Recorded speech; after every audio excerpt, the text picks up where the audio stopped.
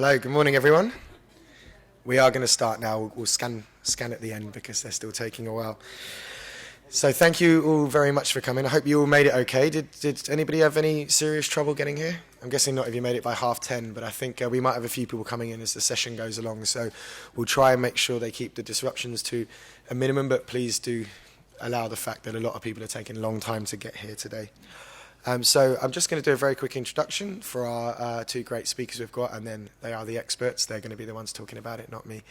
So our session today is all about how you can tell stories outside of your specific niche. So whether you're a blogger or an industry, obviously if you're a blogger, it can be very relevant for how you're going to be pitching and talking to brands. Can we just quickly have a look? Who is a blogger in the room?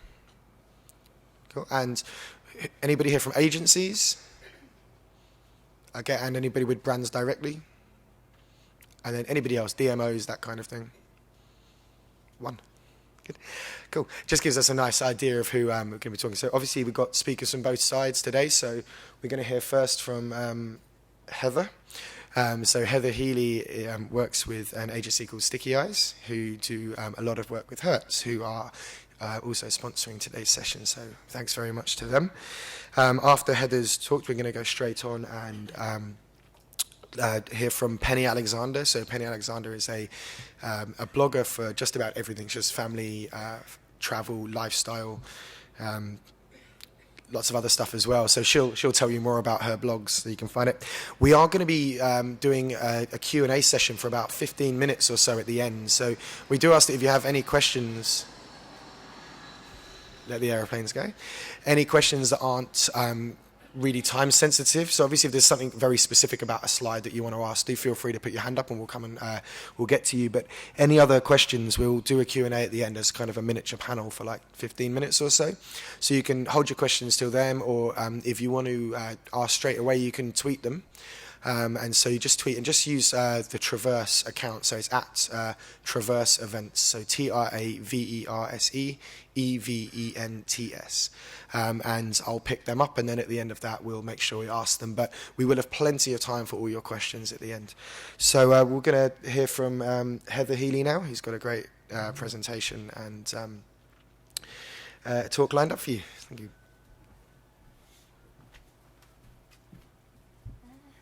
Thank you very much. So good morning, everyone. My name's Heather Healy. I am a Marketing Communications Director from Sticky Eyes, and today I'm really representing Hertz to show you some of the work that we've done with them and some of the background to how that helps you to tell credible stories outside of your niche. Excuse me. So the key things that I would like you and hope you will learn today are really, first of all, how to avoid creating content just for the sake of it, how to take the guesswork out of creating that content, also to understand that it's not that difficult to talk beyond your products and services. Brand advocacy in general is tough for nearly every brand, and when you're talking about commercial priorities as a brand, they don't necessarily need to be forgotten when we're starting to talk outside of our niche. So the first problem is sticking to your niche. So often I see brands that really either stick very closely to their niche or go very far away from it so that it's no longer really relevant. And the problem is that, I hate to break it to you, but to be honest, your customer probably doesn't really care about the ins and outs of your everyday workings of your brand. I know that's quite a difficult message to swallow, but for most brands, you're a function, you're a service, you're something to be consumed. So getting people to go out of their way to consume content about you is really tough, particularly when what you've got to say might not be massively interesting. You know, we see lots of things like this. You know, we've done this year, which is great for a brand, and it's a really easy kind of piece of content for a brand to talk about. This is what we've done this year. It's a big number. It's really exciting, but it's probably only really exciting internally. And then you've kind of got employee of the month, those kind of stories that you'll often see on social media, and again, not massively interesting to a customer that wants to know really more about your products and services. And then you'll also see the office bake-off, which is kind of a really common one that's kind of thrown out there. And generally those cakes aren't particularly amazing. You know, I would only really put that out there if you could really compete with the bake-off contestants. And then you've kind of got that really totally far removed content from a brand, which is, it's Tuesday, so we've got a cat picture up. To add insult to injury to that, your customer's attention span is shorter than ever before. So Microsoft did a piece of research that looked at attention span, and they analysed with kind of weird electromagnets 2,000 people in Canada, and they found that between the year 2000 and now, the attention span of the average human has dropped from around 12 seconds right down to 8 seconds, which is worse than that of a goldfish. So then on top of that, you've got more and more people spending more time and money on content marketing. So if we just do a bit of silly maths on that, when you're talking about around 20,000 digital marketing professionals in the UK, if they all produced one piece of content a week, well, you've got over 700,000 pieces of content to be competing with. So not only are you competing for attention in a very, very crowded marketplace, you've also got those issues with attention span. You've also got the challenge of trying to create content that will really, really interest people. Because most brands aren't Apple. I couldn't use the real logo because I would probably go to prison. But few brands are in the very enviable position of Apple, who can talk about, get people talking about just their products. They don't talk beyond their products. They don't really need to talk at all. They're very, very lucky that people just want to talk about them and want to rave about them and want to speculate about what the next iPhone is going to turn out to be like. So most brands just aren't in that fortunate position. They've just got a product that's something that people want to consume, and they don't necessarily want to talk about it all the time. Working with Hertz, we've really discovered that when people talk about the brand, they do so in a way that is very emotional, but isn't at all about the car, the hiring of the car, but it's about what it facilitates. So the hire car isn't a story. That's not particularly interesting. Hiring a car is a very functional experience, whilst incredibly easy and great value for money, and the process on the website works really well. It's not a story. It's not interesting. What I find is that most people, when they're hiring a car, aren't interested really in the car at all. They might upgrade slightly to the car that they have on the drive at home, or for a really special trip they might get something that's extra special. But most people who hire cars are just normal families or people on a business trip, and they're not interested in what make and model it is. Where it takes you is the story. So what it facilitates is interesting. And that means that really travel as a sector, to be honest, isn't a boring sector. It's an interesting place where people go to places. And for travel, it's all about what it facilitates. So going beyond talking about your brand and talking about travel should be really easy. You go, right, do you know what? We're going to go beyond talking about the day-to-day runnings of the brand. We'll stop talking about products and discounts and things like that all the time. We'll just talk about, creating great content about where it takes you. Well, actually, that's not easy. Talking about travel on its own isn't really enough.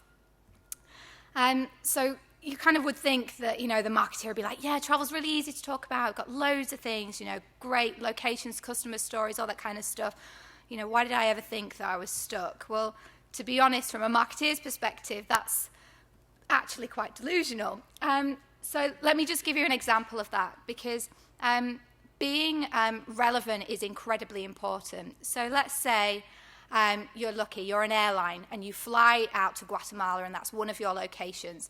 And you decide that instead of talking about how many sick bags you carry on board that journey, you're going to go and visit a local environmentalist, and you're going to talk to them about the endangered wilderness of Guatemala, and you're going to create this incredible YouTube series, and then you're going to publish it, and everyone is going to love it. The problem is your audience might go absolutely nuts for that, or they might not. How do you know? You went all the way to Guatemala to film this series, you spent a lot of money, and you didn't actually even qualify whether that was the right thing to do in the first place. For you as a brand, you might only fly to Guatemala a few times a year, and the people who fly there might not be interested at all in its endangered wilderness. You haven't found out whether your customer is interested in that content in the first place. And you need to make sure that you're creating a credible story that resonates with your audience and also matches your commercial priorities. If Guatemala isn't a commercial priority for you as a business, Why would you create all that content, as lovely as it is? So the solution to that is quite straightforward, really. There are 3 simple steps. So first of all, figure out who your audience is. It sounds really obvious, but knowing who you're going after with your content marketing is absolutely vital. If the very definition of moving outside of your niche is actually trying to expand into a new audience, then you have to know who they are. You'll probably have several audiences, and that's okay, but you can't be all things to different people, but you can show different sides to your personality to different audiences. And then get to know them. So is that audience massively prolific on Pinterest? Turns out, no, they're not. Then why on earth are you on Pinterest? That Pinterest content strategy that you've spent hours on kind of feels like a waste of time if your audience aren't actually there. Are they prolific video watchers? Well, if they are, filming brand content can be expensive. So you've got to measure that, balance that up with your commercial priorities as well. Let's think about what audiences are really interested in. Are they days out in the countryside people? Are they movie buffs? Knowing what they're into, apart from being into you, which they might be for a very, very small fraction of their time, helps you to stop guessing at what content to create that sits outside of your niche. And then you need to find a happy middle ground. If your audience over-index on the fact that they massively are into Dad's Army, then that sounds great. But there isn't an intersect between you and Dad's Army. There's probably not that many travel brands that are, unless they've been part of the filming location for the new movie. You can tell I'm into Dad's Army.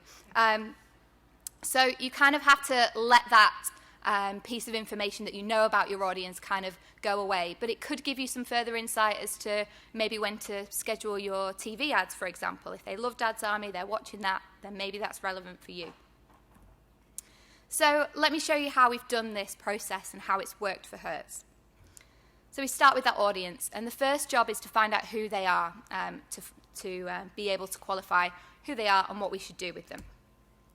So there are a lot of tools at your disposal. For us, we're really lucky to have booking data, so we're able to understand who our audience is because we know the splits across Europe. We know what percentage of people are business versus leisure. We know the kind of websites that they visit after our website, before our website, and we use tools like Hitwise, Google Analytics, market research that we've got, competitor data, and tools like Mosaic, and traditional TV planning tools that help us to really understand who that audience is, where they are, and then we can start to uncover what it is they're up to. This can be done completely freely. Google Analytics is a great place to start, certainly, but understanding who your audience are is often a good way to do that is often by asking them, and Facebook, with Facebook Insights, is a great place to start with that too. So for us, being Hertz, and we work across Europe and the US, we have lots and lots of different customer groups. Today I'm going to focus on this one group, which is a sporty family. Sporty family are a small subsect and mostly relevant in the UK, France, Germany, Italy and the Netherlands, and they vary in terms of their demographic profiling across those territories. And this is a leisure customer specifically. So I'm not talking about business customers today that kind of have a slightly different content strategy. So it isn't enough to just find out who they are.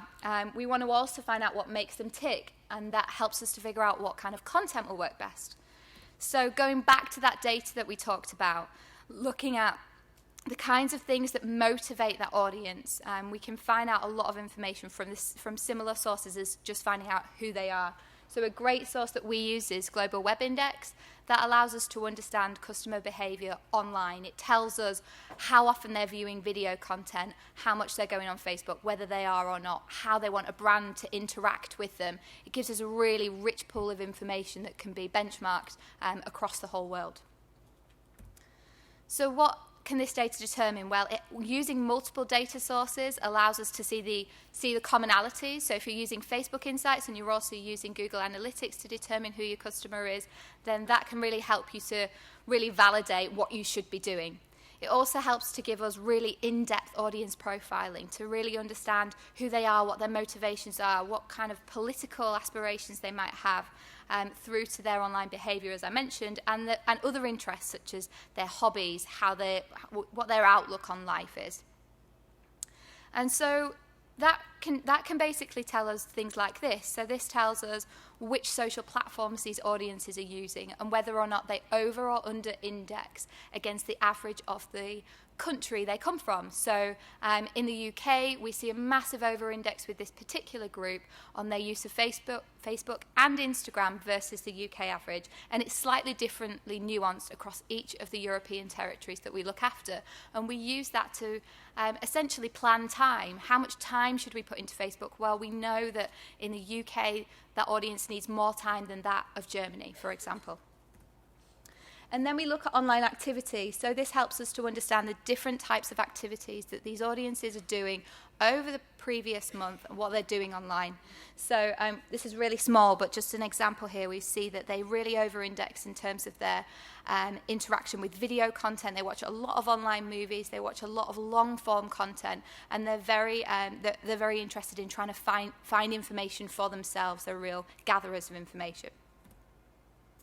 We also look at hobbies and interests, so these are some of the areas where that particular audience really over-indexed in their interest areas, so nature, tennis, country walks.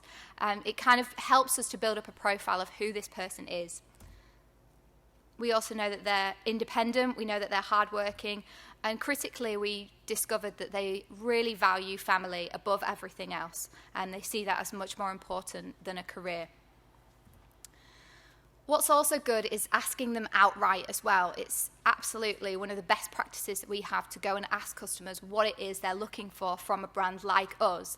One of the greatest examples of this, I think, that I've seen recently is from one of my favourite bloggers, Caroline Hirons. She's a beauty blogger and she blogs about beauty. She does makeup reviews, product reviews, and step-by-step tutorials. But what she also did was she went out to her audience and said, I'm thinking about writing on these things. Would you be receptive to those? She talked about doing book reviews. She talked about doing more expansive video content, and she gauged the reaction of her audience to really understand the kind of content that they wanted from her, because you can't always rely on your analytics that tells you which of your posts is performing the best. That's absolutely great, because obviously that gives you good insight that, you know, your top 10 article on this month's favourite products is a great piece. But then how do you know whether your audience is going to respond to content that you haven't created yet? We think that that's a great model to work from, and often we'll go and ask our customers what it is they're looking for. So all of that gives you an ideation sense check. It gives you a few tick boxes to think, right, this is what our content needs to be able to communicate with that audience. So for us, we had a few of those, so we needed to make sure it resonated with people who want to spend more time with their families, to tie into those very defined hobbies, to leverage video where possible, and also meet a number of brand objectives, which you could fill in for yourself. So we know who the audience are, we know who motivates them, but how can we actually make that work with Hertz as a brand? So I'm just going to run through a few examples of where we've used that kind of intersect between the brand and the customer to bring together what kind of content we should create. The first one is Hertz Together. So Hertz's brand objective for this specific piece was, how can we bring our domestic to domestic locations to life without having to lean on price promotion? So that's people who are hiring a car within the UK, for example. We knew that the customer was saying, we really want to spend more time with our family in the outdoors. So we created Hertz Together. Hertz Together is a resource that suggests the best events and locations each county and across each country in Europe that we look after offers on a weekly and monthly basis. We really focus on niche, little, interesting nuggets of information that you wouldn't necessarily get elsewhere and curate those into a really nice location on the website. This content is served to people searching on a location basis. That was something we saw as an over-index, but it's also served to people who have already booked. So once you've booked and you've said your pickup location is Edinburgh Waverley, for example, you'll be served a load of content from Hertz Together that gives you advice on where you can go and things that you could do while you're in Edinburgh. So connecting that to Hertz as a business is really important. It can't just be, this is going to be a really rich resource for customers. We have to think about commercially, how is this going to benefit Hertz? So we tie the cars, the family collection of cars, together to this. We also heavily link and focus on a keyword set. From an SEO perspective, we're looking at the most important pickup locations for Hertz. We've prioritized those, and that's also prioritized in terms of the content that we create. We're also supporting that with additional content that I'll come on to talk about, and we ensure that everything we do is mirroring the marketing calendar that Hertz are deploying. So if Hertz have got a particular focus on a specific destination, we'll focus on that for Hertz Together. And this is what it looks like for Edinburgh. It's a really nice, easy to interact with content hub, essentially, and you have these individual pages that give you suggestions of where to go and what to do. Critically, though, we really want to make sure that people outside of the Hertz website can find this content. So we looked at all of the websites that were really relevant to that sporty family demographic, and we found the top 50 websites that they visit. And we went to those websites and said, we really want to work with you on Hertz Together. These are some of the things that we can offer. And we collaborated to create posts like this, which is 5 of the world's most valuable paintings that you can see for free. So Hertz Together focuses on free events as well, because we knew that that was really important for this demographic, to be able to do free things in the great outdoors with their family. And we also did it for the US. So the US takes a really different slant. Sporty family is quite a different demographic, but Hertz Together really works for them and has different emphasis areas and is focused on some very clear tactical locations. It's not quite as wide-reaching as the UK version. For the US, we have 5 major locations that we focus on, which are the big holiday destinations within the US. Another example is CitySwap. So CitySwap's brand objective is, how do we highlight the benefits of hiring a car in a major city? How do we show people that it's not just about going from A to B, it can be really experiencing that city? And from a customer perspective, as we kind of said before, that customer is very much, I need to be in the know, I want to be, I want to know about cool new places, I want to know about the best places to take my family, what should I do? So we created CitySwap, and this was going back to those websites, again, that our customers love. It was using bloggers and journalists and highlighting the ones that were of most interest to our customers and also were of most value to Hertz.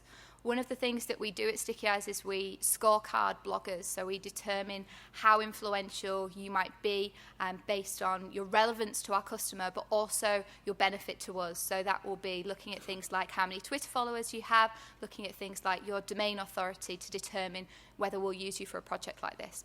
So for this project, we used people who had over 5,000 Twitter followers and a domain authority over 60, along with a number of other criteria. And what we did was we took 2 of those people who were from a distinct city and swapped them. They had an experience in another blogger or another journalist's city, and the person that came from that city created a really detailed itinerary of cool places to go and great things to do. So you get the expert's opinion, but you get also the experience of going to that location as if you had hired a car. And it was incredibly successful, and here you can see some examples of where we swapped different influencers from across Europe. So that's GQ Germany, that's Susie Dixon from The Telegraph, and then we have Le Parisien and Masculine.com in Germany. So you can see kind of how that concept can work across Europe, targeting the specific influencers that really resonate with the sporty family in those territories. And then we have in 60 seconds. So this is really very much supporting Hertz Together, but is also supporting our booking pages from a Hertz perspective. So how do we help create content that helps our customers once they've booked with us? How do we make the conversion experience a richer experience so that people remember that they had a great time with us? And from a customer perspective, we knew that this audience was incredibly organized. They don't leave things to chance.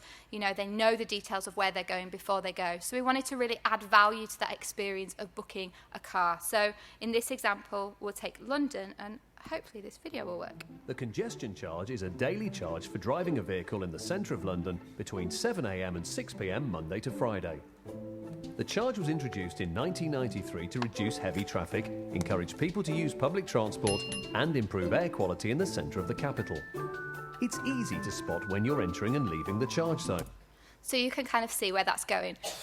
The congestion charge piece for us was really important because we saw a lot of search volume and a lot of people leaving our site and going and researching about the congestion charge as after they'd booked a car in London. So we wanted to make sure that they didn't leave our site, so that content was there for them when they wanted it. We knew they were really into research, really into detail, and big consumers of video. So this piece really responded directly to that and has contributed to improved on-page conversion for bookings too. And finally, we have Wimbledon. So Hertz are in a very fortunate position where they can generate mass awareness in a place that is very, very high profile and have a sponsorship opportunity with Wimbledon. We saw that Wimbledon was a very high over-indexing activity for the sporty family specifically, so it's a really good match between brand and customer. Like a lot of brands, the opportunity to sponsor or partner with an event is a great opportunity to generate a lot of media attention. And it's an opportunity that people relish and is a rare opportunity. This one for us is a great fit. So the long-standing partnership between Hertz and Wimbledon is something that we've worked with year in, year out. We've created lots of different things, including a Wimbledon reaction speed game, which responded to the very sporty dad in the family, real-time on-the-court social updates, and a guide to dressing for Wimbledon for the kind of female end of the demographic specifically, and tons more. And we also invite influencers down to Wimbledon to experience it with Hertz. Again, we ensure that those influencers are people that are really resonating with the Hertz audience. Sponsorship does afford you the opportunity to go very left of field of your niche, but you've got to be very careful with it. You've got to ensure that when you're sponsoring something, that you are doing something that's great for your brand, but also great for your customer and really will resonate with them. And there's been some great results for all this. So great increases in organic traffic, conversion rate, and a massive widening audience. By being able to profile the audience, understand who they are, and really reach out to them, we've been able to broaden our audience across all markets. So I hope you've learned today that no one really cares about your bake-off, and only unless you've got a really magnificent cake should you show it off on a brand page. You don't need to guess what content to create. Your customers are really clear on what they want, so you should use them to your advantage. They're already there. You can already ask them. And as long as there's a clear link between your brand, what you're talking about, and what your customers want, then you found that middle ground, even when that comes to sponsorships.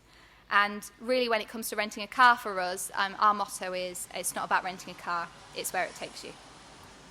Thank you very much. If you'd like to contact me, you can get me on hello@stickyeyes.com.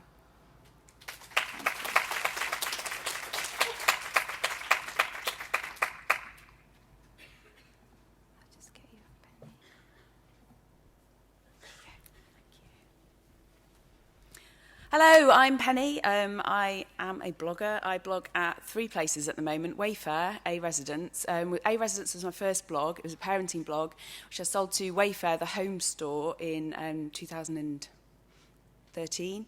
So I am now a paid employee of Wayfair, the home store. I write the blog for them, but very much as a personal blog, sometimes with a travel slant. I also write at Parent Shape, which is a family travel blog, and Space in Your Case, which is a joint collaboration.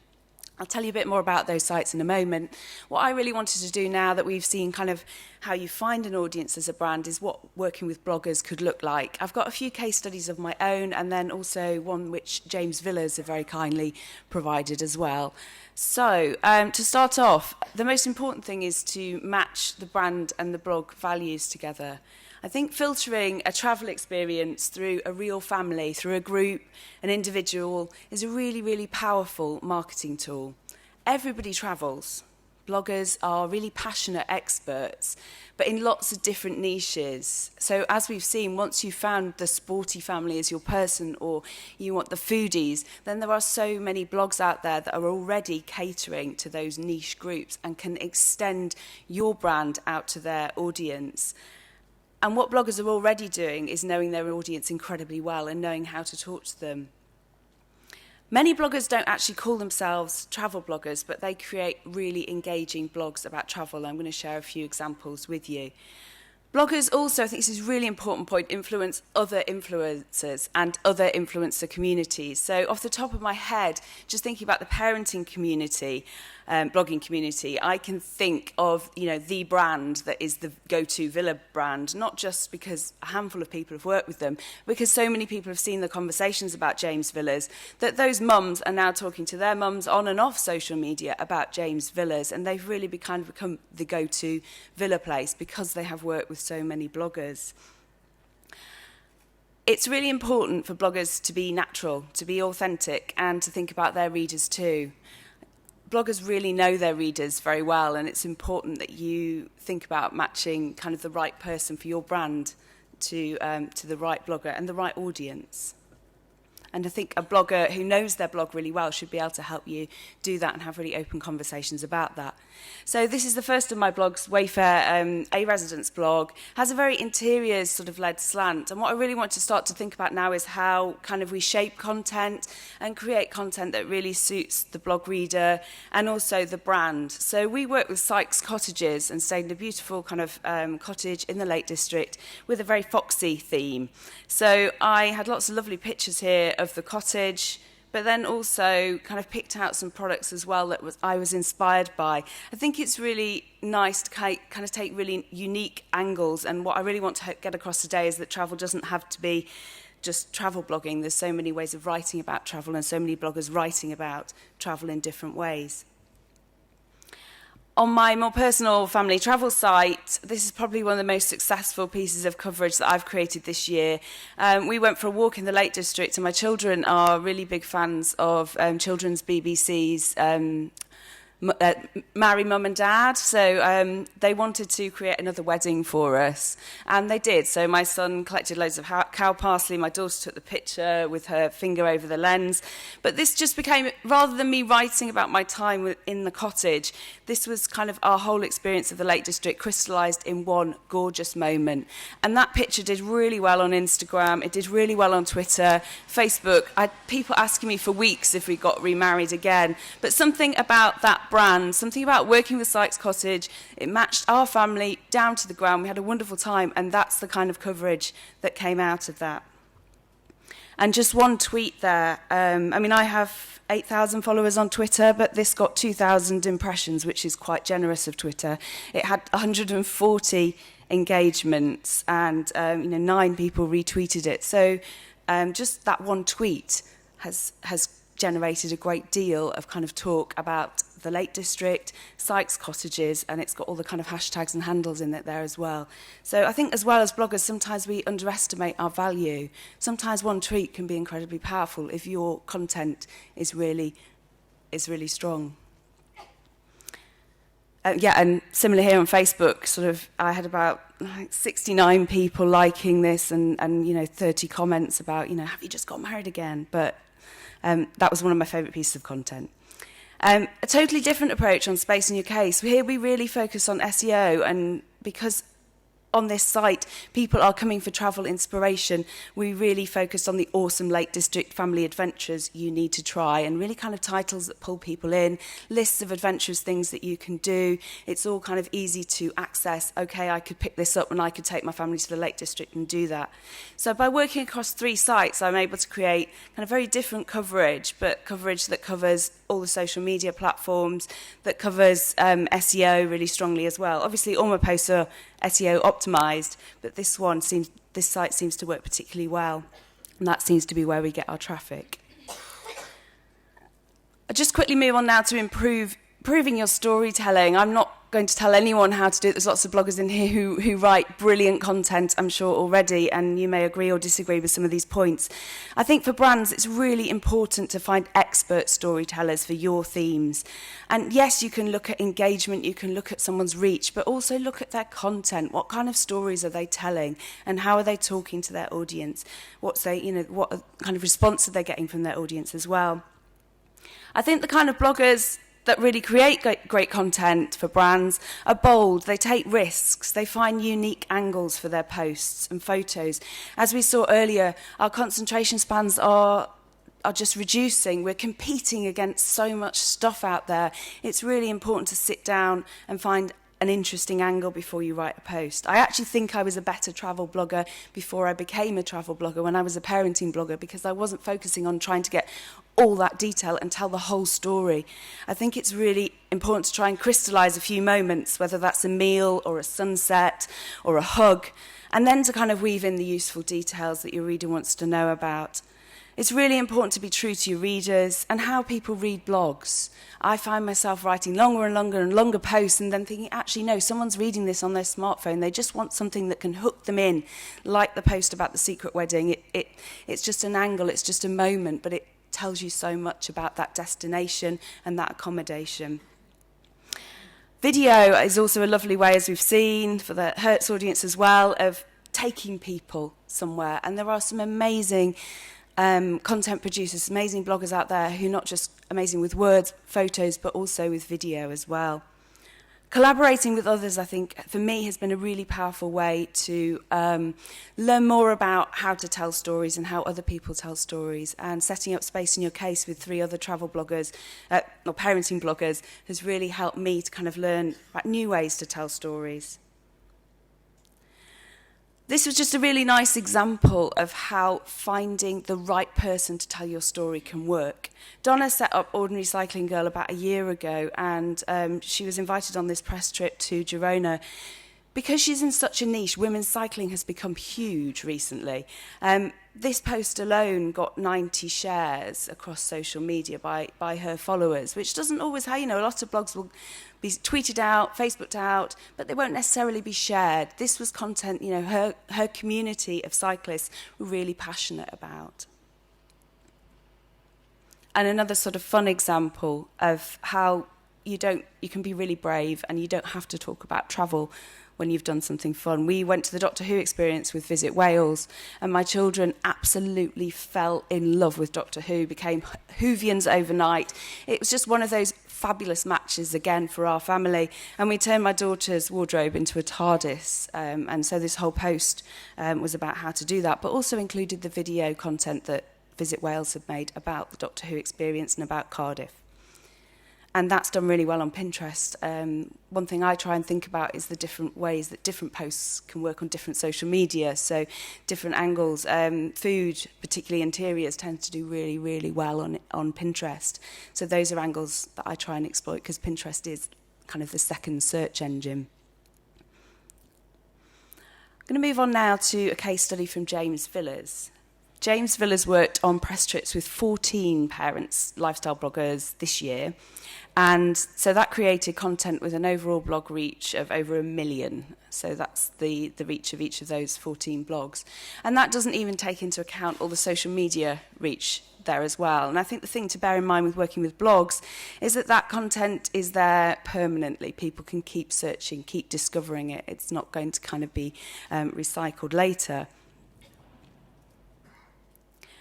Video, I worked on this campaign, this is me and my family, but we had an amazing time making video, and I'm not actually going to show you the video today, but one thing that was lovely about this was you were actually able to take the audience out onto that balcony window, see the actual sunset. There's no kind of press shots of what the villa looks like. We all want to know what a place really looks like when we get there. And then the rest of the film was my family kind of tearing around the space. So it's about what a real family, and the media team at James Villas just felt that it showed what a real family holiday is like. Alison from Not Another Mummy blog took a really interesting angle of, oh my God, we've got no Wi-Fi at this resort. What are we going to do? But the impact that had on family life. Mummy Daddy Me is a stunning photographer, and her photos, she won't call herself a travel blogger, but her photos absolutely bring to life what it's like to travel with small children. Northern Mum has just got so much wit, and from describing her children nearly drowning in the first paragraph, you're drawn into this sort of story and the laughs and things that happen on a family holiday. Mary's World's worked with James Villas on this same campaign. Lovely way of bringing in everything from her children's perspective and picking up on some really unique details. After working really successfully with parenting bloggers, James Villas decided to work with food bloggers. So they'd really built up their confidence. They felt that the parenting blogging had been really successful. It was creating all these conversations on social media so that they weren't just talking on their own. They had other people on social media to talk to and really nice content that endorsed them to share as well. So they moved on to working with celebrity chef Joe Pratt and 13 food bloggers. So they, I think the reach for this was 663,000 and 48 pieces of individual blog coverage on Facebook, Twitter and Instagram as well. And some just absolutely delicious meals created, and really what they're kind of zoning in on here is foodies, and really finding those people who love food, love to create food, love to go and buy local produce, and would really therefore be interested in the idea of a villa holiday.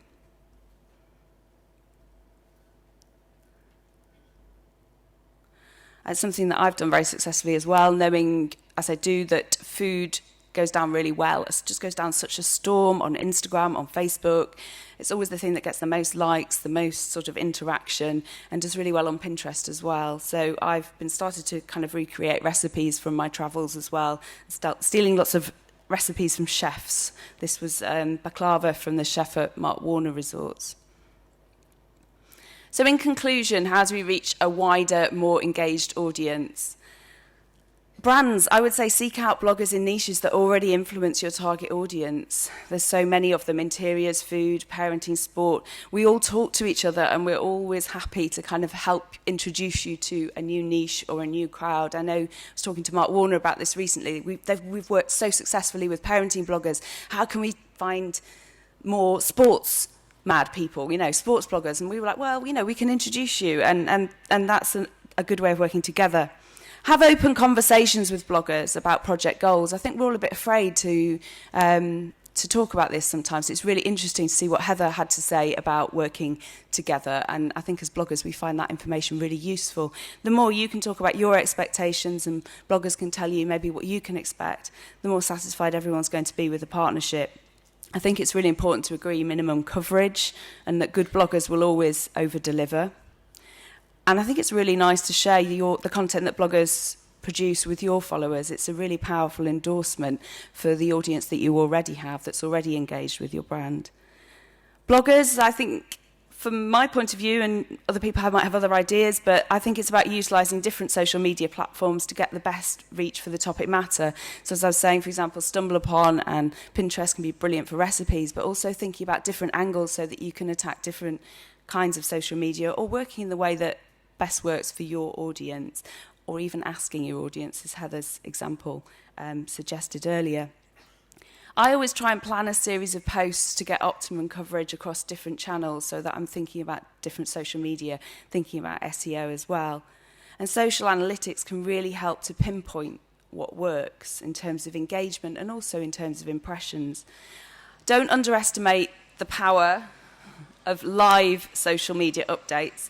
I actually looked at my Twitter analytics when I came back from 3 days in Edinburgh and realised that I'd had 18,000 Twitter impressions and 1,000 Instagram likes, 1,000 Facebook impressions. That's 20,000 kind of people that potentially saw something about Edinburgh in 3 days just because of what I was doing before I'd even written a blog post.